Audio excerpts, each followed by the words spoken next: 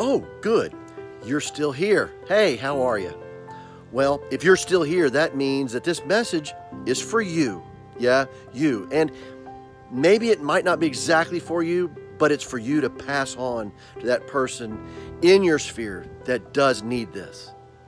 So I implore you, not for my sake, but for the person who needs this message, to just hit that share button so it does find the way to that person who does need this. Well, so what is it that we need today? What we need is some words to know that it's going to be okay. To know that the challenge that we're facing, we're going to make it through. To know that we've got someone on our side to make sure that we get through the other side. See, I wish I had a cute story for you today, but I don't. The best story I can tell you is I can remember when, us as Gen X were young. We settled our scores on the playground. Someone said something about us. Someone took our pudding cup at lunch. For those that remember that, but that's a story for another day.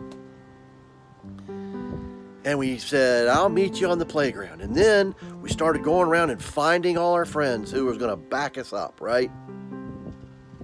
Well, as we get older, these challenges become more significant. And the monster becomes a lot bigger. The bullies get stronger. Money, relationships, jobs. The bully gets a lot bigger. And we start trying to figure out who's on our side.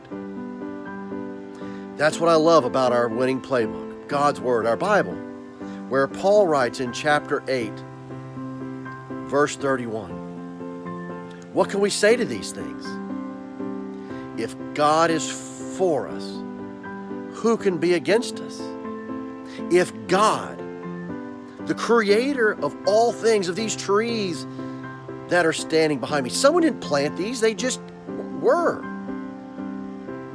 That put the stars in the sky, that rises the sun out of the east every morning and sets it in the west, that parted the water for the Israelites to walk across in dry ground,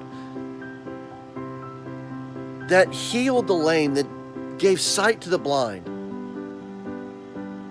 that was crucified on a cross for us and walked out of a grave 3 days later. If that God is for us, who can be against us? Is there anyone bigger than our God? And who is us? That's the beautiful thing about Paul. He goes on to define it. And in verse 32, he says, for he who did not even spare his own son. The God that didn't even spare his own son.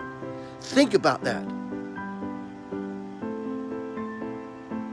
But yet he gave him over for us all.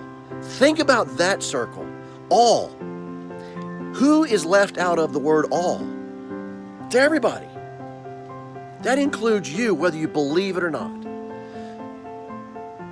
So if he did not even spare his son, but gave him over for us all, how would he then, through him, not give us all things freely?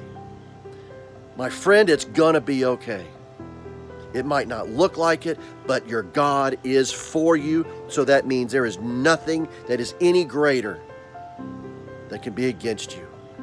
Know he loves you. It might not look like it. Doesn't mean that we're going to get the answer right away, but he is for you. He loves you. I love you. It's going to be okay. Be awesome.